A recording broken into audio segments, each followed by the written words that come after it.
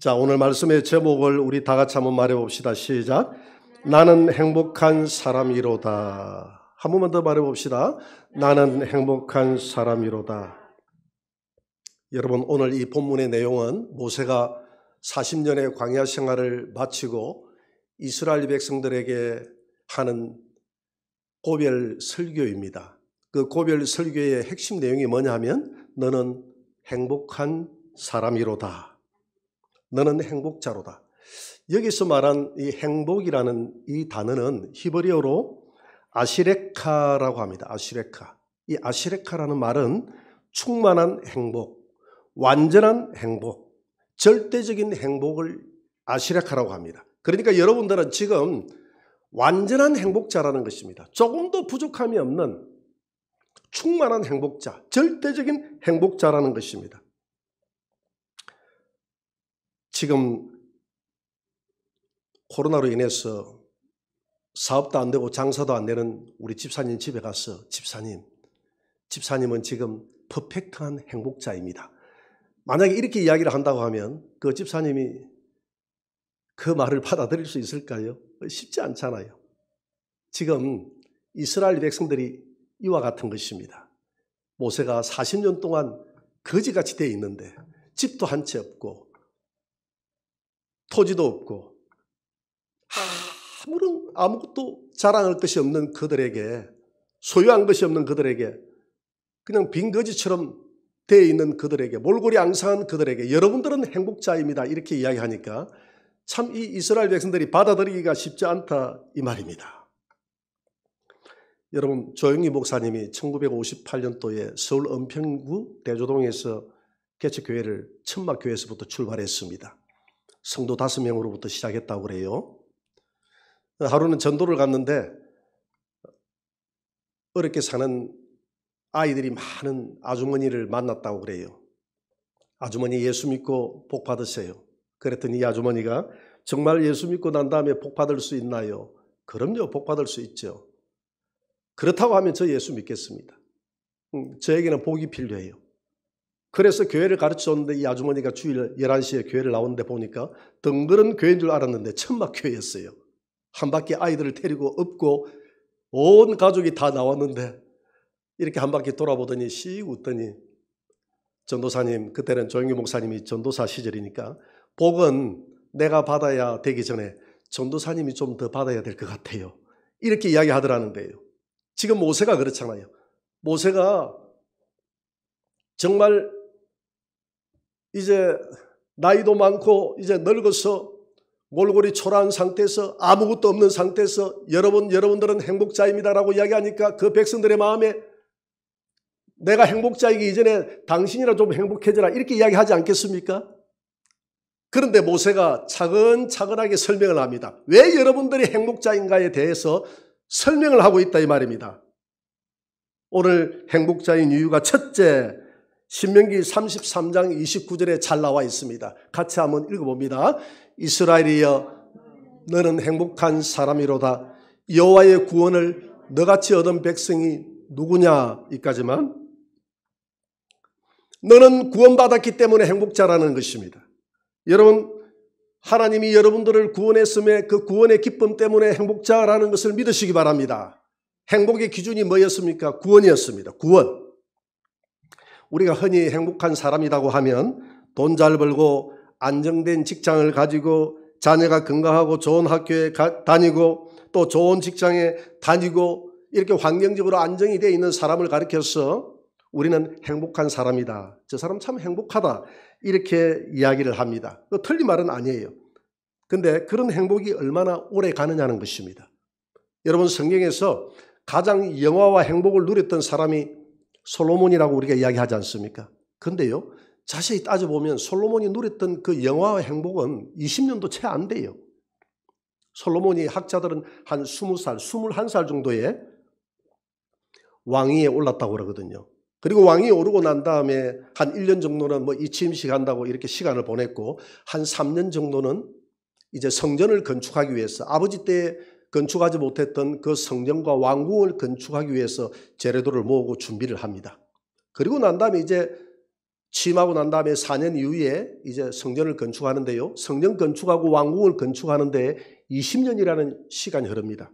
그런데 솔로몬이 역대하 9장 30절에 보니까 솔로몬이 예루살렘에서 온 이스라엘을 다스린 지 40년이라. 그러니까 왕생활 40년 하면서 24년은 그냥 보낸 거예요. 성전 건축 준비하고 성전 건축하고 또 왕궁 건축한다고 그냥 왕생활을 보내고 기껏 해봤자 40년 임금생활을 하는 가운데서 자기가 왕으로서 행복과 그 부귀영화를 누렸던 시기는 16년밖에 안 돼요. 이 짧은 16년, 길다면 긴데 이 짧은 16년 동안을 위해서 내가 내 인생의 모든 행복을 다 쏟아놓고 난 그 이후에 솔로몬의 고백이 뭐였느냐 하면 참 헛되고 헛된 짓 했다. 나는 행복한 자가 아니라고 스스로 이야기하면서 자기 인생을 마감합니다. 여러분, 우리 인생이 이와 같다는 것이죠. 이 땅에서 우리 한국에서 제일 성공했다고 하는 모 그룹의 회장은 정말 오래 살기 위해서 그 행복을 누리기 위해서 자기의 피를 다 빼내고 젊은 피로 수혈을 했다고 그래요. 그래도 80대 중반에 하나님이 데려가셨습니다. 삼성그룹의 회장인 그 이건희 회장께서는 얼마 전에 소천하셨잖아요. 그죠? 돌아가셨잖아요.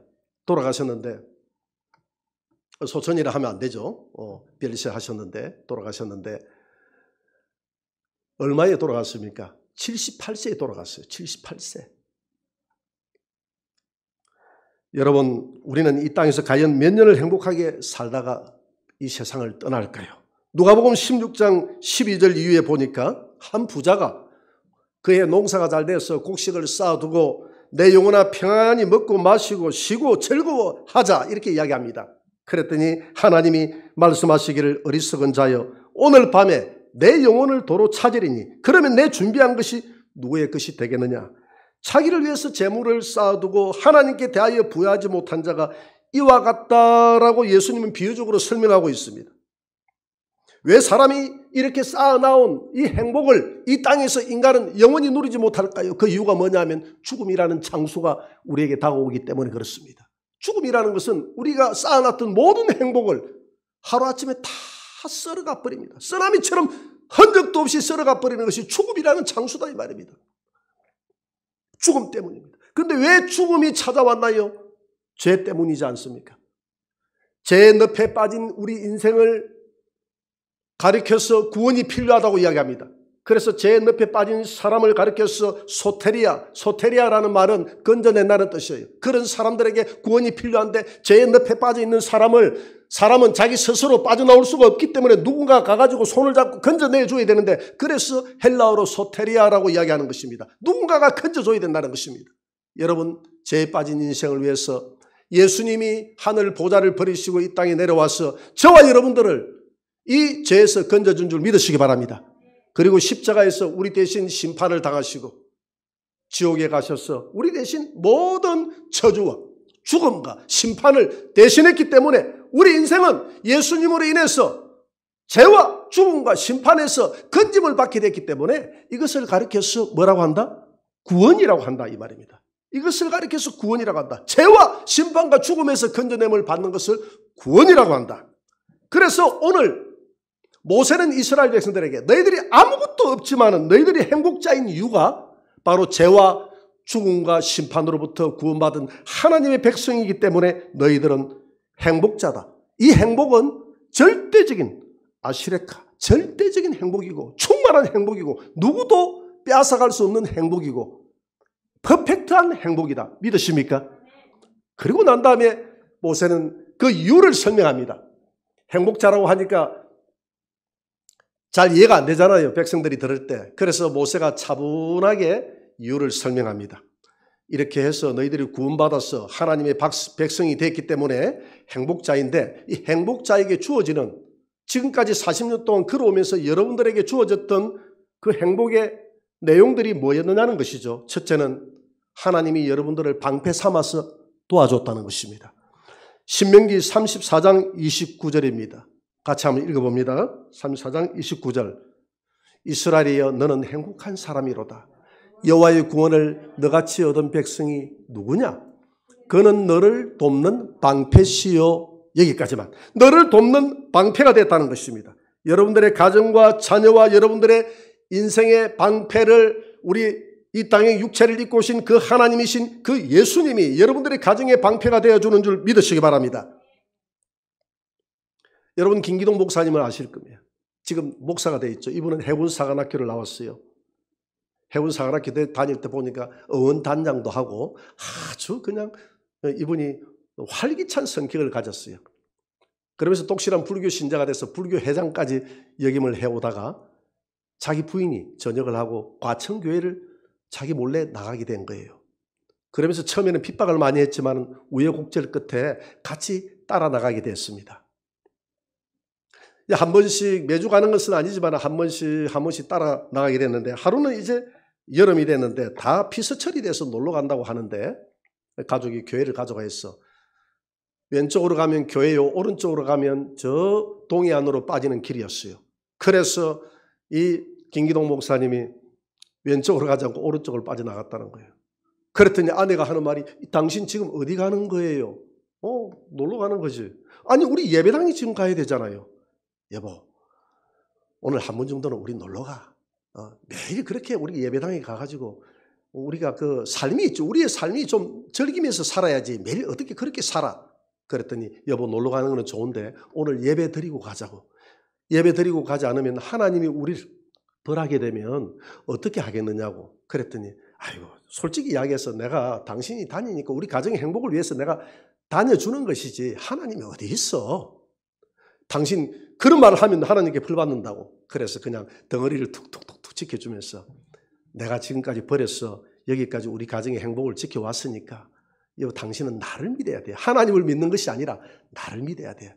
내가 당신의 행복을 지켜주겠어. 걱정하지 마. 걱정하지 마. 오늘 사고 안 나. 그러면서 덩어리를 톡톡 두드려주면서 동해안으로 향해서 야 우리 가자. 동해안으로 향해서 가자. 그렇게 이제 신나게 고속도로를 타고 가는데 한 2시간 정도 달렸다고 그래요. 앞에서 덤프 트럭이 중앙선을 침범해서 자기에게 그냥 돌진을 해오는데 피할 겨를이 없더라는 거예요. 정면 충돌을 해버렸어. 아내는 앞에 유리창이 깨져서 덤프 쪽으로 그냥 튀어나가가지고 덤프의 그 앞에 밤바 쪽으로 튀어나가가지고 밤바에 불이 붙었는데 아내의 손에는 그냥 그 손이 들어가가지고 막 불이 타고 있더라는 거예요. 처참하게. 딸은 외동딸 하나는 뒤에 앉았는데 보니까 쳐다보니까 유리창이 다 깨져가지고 온 얼굴에 유리가 박혀가지고 피투성이 돼서 엉망이 되어 있더라는 겁니다. 그런데 다행히 자기는 지금 정신이 있더라는 거예요. 그때 하나님 앞에 통곡을 하면서 기도했다는 겁니다. 하나님 내가 잘못했습니다. 내가 오늘 참남한 말을 했습니다. 내가 내 자녀들을 지켜주지 못했습니다. 내가 아내를 지켜주지 못했습니다. 내가 잘못했습니다. 하나님 내게 기회를 한 번만 주세요. 나의 아내를 살려주세요. 내 자식을 살려주세요. 그러면 남은 생애 동안 다시는 내가 하나님을 부인하지 않고 하나님의 나라를 위해서 하나님의 영광을 위해서 이 한 몸 바쳐서 내가 살겠습니다. 이렇게 서원을 했다는 겁니다. 하나님께서 아내를 살려주시고 딸을 살려주시고 그리고 난 다음에 이분이 그때부터 하나님을 위해서 예수를 위해서 미친 듯이 복음을 전해서 지금까지 그분이 고구마 전도법이 돼가지고 유명한 전도법을 만들어냈지 않습니까? 그 사람들이 그런다는 거예요. 이런 간증을 하면 집사님은 그때는 목사 되기 전이니까 간증이 너무 BC와 AD가 확실하듯이 예수 믿기 전과 예수 믿고 난 이후에 너무 인생이 확실해서 참 은혜되고 좋겠어요. 하나같이 이렇게 이야기한다는 거예요. 그러면 자기가 이렇게 답변한대. 권사님, 집사님도 한번 정면 충돌하면 이렇게 됩니다. 싫어요. 그거는 싫어요. 자기는 가정의 방패가 되지 못했다는 거예요. 우리 인생은 이와 같은 거예요. 아무도 전 세계를 한순간에 휩쓸었던 전 세계를 그 젊은 나이에 정복했던 왕이 있는데 그 왕이 누굽니까? 알렉산더 대왕 아닙니까? 32살 때 이 아시아와 유럽을 다 점령을 다 했습니다. 그리고 인도를 향해서 말을 타고 달려가다가 모기 한 방에 쏘여가지고 말라리아에 걸려서 죽었습니다. 여러분, 인간은 이렇게 연약한 존재입니다. 아무리 인간이 자기의 행복을 쌓고 성을 쌓고 바벨탑을 쌓아도 인간은 그 모기가 쌌던 그 모기 침 한 방에 날아가는 것이 인간이에요. 그렇게 해서 천하를 호령했던, 천하를 정복했던, 온 세상 사람들이 발발 떨었던 이 알렉산더 대왕이 그 모기 한 방에 쏘여가지고 이 세상을 떠나게 됐다 이 말입니다. 여러분, 이런 권력자가 이렇게 죽어간다면 우리를 누구를 방패 삼고 살아가야 됩니까? 신명기 34장 26절에 보니까 한번 떼어보세요. 같이 한번 읽어볼까요? 여수run이여 하나님 같은 이가 없도다. 그가 너를 도우시려고 하늘을 타고 궁창에서 위엄을 나타내시는 도다. 영원하신 하나님이 내 처소가 되시니 그의 영원하신 팔이 내 아래에 있도다. 여러분, 오늘 이스라엘 백성들을 가리켜서 여수run이여 이렇게 이야기하고 있습니다. 이 여수run이다 이 말은 하나님의 은혜로 의로운 자다 이 말이거든요. 너는 의로운 자다. 하나님이 저와 여러분들을 가리켜서 지금 여수run이라고 합니다. 예수 그리스도의 은혜로 우리가 의로운 자가 됐음을 믿으시기 바랍니다. 그래서 누구 집사여, 누구 권사여, 누구 장로여, 누구 형제여, 자매여, 여수run이여 이렇게 사랑스럽게 이야기하면서 하나님 같은 이가 없다는 것을 너 알아. 왜냐하면 하나님이 너가 너무 예뻤어. 너를 도우시려고 하늘의 궁창에서 위엄을 나타내신다. 이건 이제 시적인 표현입니다. 하나님의 보좌는 저 하늘 삼층천에 있는 그 보좌에 앉아 계신 하나님이 저와 여러분들을 돕기 위해서 우리를 해하는 우리 가정의 모든 이런 환경 속에서 우리를 돕기 위해서 여러분들을 해하는 그 무리들을 향해서 궁창에서 눈을 시퍼렇게 뜨고 이렇게 누가 내 자식을 지금 힘들게 하나 하고 지금 쳐다보고 있다는 것입니다. 그러니까 하나님이 너를 이렇게 지켜보고 있어.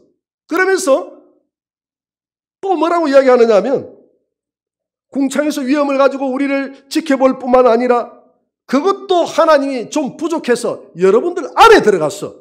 여러분들을 처소 삼고 24시간 깨었어. 여러분들을 지켜보고 돌봐주고 있다는 것입니다. 믿으십니까? 오늘 그 설명을 하고 있는 거예요. 그래서 졸지도 아니하시고 주무시지도 않는 그 하나님이 우리의 방패가 되었어. 어떤 방패? 내 안에서 영원한 파수꾼이 됐어. 저와 여러분들을 지키고 있으니 여러분들은 행복자로다. 믿으십니까? 오늘 예수님이 여러분들 안에서 고린도전서 3장 16절에 보니까 여러분들을 성령께서 처소 삼고 예수 그리스도의 영이신 성령께서 여러분들 안에 들어와서 24시간 여러분들을 지켜주고 있으니 그 예수 그리스도는 여러분들의 방패가 됨을, 여러분들의 가정의 방패가 됨을, 여러분들의 자녀들에게 방패가 됨을, 여러분들의 직장과 사업장에 여러분들의 인생의 방패가 됨을 믿으시기 바랍니다. 저는 어릴 때 세상에서 가장 힘이 센 자가 우리 어머니인 줄 알았어요. 제가 우리 동네, 우리 집 앞에 큰 마당이 있었습니다. 그러다 보니까 우리 동네 친구들, 동생들, 형아들이 다 우리 마당에서 놀았어요. 같이 놀다 보니까 형아들하고 놀면 내가 밀리잖아요. 그래서 내가 어떤 때로 왕따를 당하고 이래서 울고 집에 들어옵니다. 들어오면 우리 형 집에 있는 우리 형은 나의 방패가 아니었어요.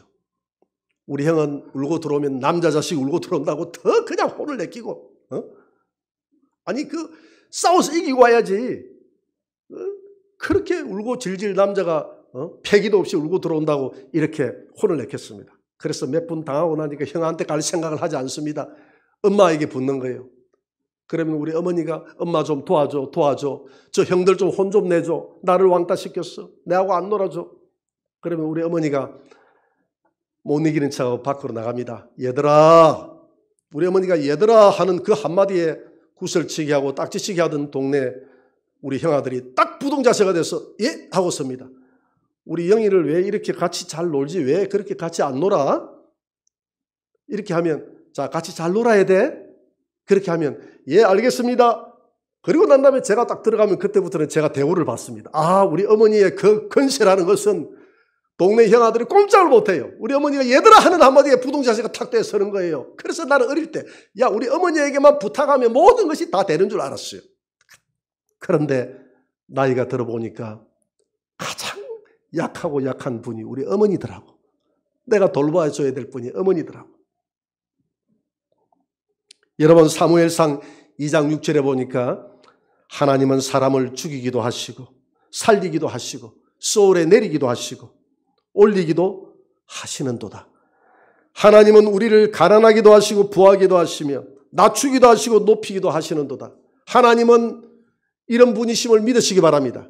저와 여러분들의 생사화복을 다 짊어지고 계신 분이 하나님이신 줄 믿으시기 바랍니다. 그분이 우리의 방패가 되는 줄 믿으시기 바랍니다. 그분이 저와 여러분들의 처소에 들어와서 처소 삼고 우리의 방패가 돼서 우리를 지키겠다고 하니 저와 여러분들은 행복자 아닙니까? 의심하지 말고 믿으시기 바랍니다. 맡기시기 바랍니다. 그리고 난 다음에 모세는 또 이야기합니다. 너희들이 구원받은 하나님의 자녀로서 하나님이 여러분들의 방패만 될 뿐만 아니라 막아주는 하나님이 뿐만 아니라 창이 돼서 대적을 위해서 싸워주시는 하나님이시다. 신명기 33장 29절입니다. 다시 한번 봅니다. 이스라엘이 너는 행복한 사람이로다. 여호와의 구원을 너같이 얻은 백성이 누구냐? 너는 그는 너를 돕는 방패시요 내 영광의 칼이시로다. 내 대적이 내게 복종하리니 내가 그들의 높은 곳을 밟으리로다. 여러분 우리 하나님이 우리의 영광의 칼이 되었어. 우리의 대적들을 다 밟을 수 있도록 도와주신다 이 말입니다. 광야 생활을 하면서 이스라엘 백성들이 자기들의 힘으로 한 번도 싸워본 적이 없습니다. 홍해 바다를 갈라서 저 애굽의 군대를 수장시킬 때 이스라엘 백성들이 싸웠습니까? 아니잖아요. 이스라엘 백성들이 했던 것은 기도밖에 없었어요. 싸우는 것은 하나님이 대신 싸워준 줄 믿으시기 바랍니다. 아말렉 병사들하고 싸울 때 이스라엘 백성들이 물론 여호수아가 나와서 싸웠지만 싸움의 성패는 그들의 무장이 있지 않고 잘 훈련된 정도에 있지 않고 모세의 기도에 있었음을 믿으시기 바랍니다. 기도하는 그 백성들이 있었기 때문에 그 싸움에서 하나님이 승리를 주셨어요. 모든 승리는 하나님이 거두었지 이스라엘 백성들이 한 게 없었어요. 다만 이스라엘 백성들이 한 것은 뭐만 했습니까? 기도만 했습니다. 여러분 우리가 기도하면 하나님께서 천사를 보내서 대적들을 밟으시고 저와 여러분들에게 승리함을 주는 그분이 나의 하나님이신 것을 믿으시기 바랍니다. 그래서 저와 여러분들은 그런 하나님을 나의 하나님으로 모시고 살아가니 행복자인 것을 믿으시기 바랍니다. 우리가 할 수 있는 것은 뭐밖에 없다고요? 기도밖에 없다는 것입니다. 기도는 우리의 안식 빛으로 인도하리. 앞이 캄캄할 때 기도 잊지 마세요. 여러분, 기도는 우리의 안식입니다. 기도하면 하나님이 우리 편에서 창이 되어서 도와준다고 그랬습니다. 그래서 저와 여러분들은 행복자에게 주시는 이런 것이 특혜인 것을 믿으시기 바랍니다. 그리고 난 다음에 하나님이 모세가 또 뭐라고 이야기합니까? 하나님이 여러분들의 방패가 된다. 여러분들의 창이 된다. 그리고 난 다음에 하나님이 하늘의 이슬로 먹이겠다고 이야기합니다. 신명기 34장 28절입니다. 28절이에요. 같이 한번 읽어봅니다. 이스라엘이 안전히 거하며 야곱의 샘은 곡식과 새 포도주의 땅에 홀로 있나니 곧 그의 하늘이 이슬을 내리는 곳에로다. 아멘. 여러분, 광야의 모든 식물들은 광야는 비가 안 오잖아요. 뭘 먹고 자랍니까? 이슬을 먹고 자라요. 출애굽기 16장 13절 이후에 보면 하나님께서 만나를 내릴 때 아침 이슬과 함께 만나를 내렸다고 그랬어요. 여러분, 이 이슬은 뭘 상징하느냐 하면 성령을 상징하는 줄 믿으시기 바랍니다. 성령을 상징하는 거예요. 하나님은 우리에게 아침 이슬 같은 하나님의 성령의 은혜가 없이는 살아갈 수 없는 인생이 바로 우리입니다. 믿으십니까? 그렇게 믿어야 돼요. 그러나 세상 사람들은 그렇지 않습니다. 하나님의 그 아침 이슬은 하나님이 나를 돕고 있다는 것을 모를 정도로 우리를 돕고 있다는 것을 표현하고 있는 거예요. 여러분, 이슬이 올 때 이슬이 표가 나게 오십니까? 오십니까가 아니라 옵니까? 그렇지 않잖아요. 제가 군생활할 때 밖에 나가서 밤을 새면서 이제 야전 전술 훈련을 할 때가 있어요. 그래서 병사들하고 같이 밤을 새워서 이렇게 밖에서 기다리다 보면 아침이 되면 옷이 촉촉이 이렇게 젖어 있습니다. 밤새 이슬이 내렸네. 나는 이슬이 내린지도 몰라. 옷을 보면 옷이 촉촉이 젖어 있어. 여러분, 하나님의 은혜가 이와 같다는 것입니다. 내가 살아가면서 하나님이 지금 나를 돕고 있다는 것을 알아요, 몰라요? 잘 못 느끼고 있어요. 그런데 아침 이슬을 내 몸에 맞으면서도 내가 느낄 수 없지만 내 몸을 촉촉히 적시고 있듯이 하나님은 이와 같이 광야에서 아침 이슬같이 하나님의 은혜로 40년 동안 너희들을 먹이고 마시고 이렇게 살아갈 수 있도록 도와주셨다는 것입니다. 그리고 가나안 땅에 들어와서도 마찬가지예요. 그 가나안 땅은 4월부터 해가지고 10월까지 비가 오지 않습니다. 비가 오지 않기 때문에 그 과일들이 뭘 먹고 자라느냐 하면 이슬이 많이 오기 때문에 이슬 먹고 자라는 것이 그 팔레스타인 지역의 과일들이에요. 곡식들이에요. 그래서 이 이슬이라는 것은 광야에서 이 팔레스타인 땅에서 없어서는 안 될, 그래서 그들은 성경에서 헬몬산의 이슬 같은 이 이슬을 하나님의 은혜라고 생각하는 것입니다. 그래서 하나님께서 이스라엘 백성들이여 여러분들의 곡식과 이 포도주가 있는데 거기에 이슬을 내려서 먹게 했던 것처럼 여러분들은 하나님의 은혜로 살아왔던 백성이다. 느낄 수 없지만 잔잔한 세미한 하나님의 음성이 엘리야에게 들렸듯이 세미하게 이슬처럼 하나님의 은혜가 여러분들에게 임했다는 것입니다.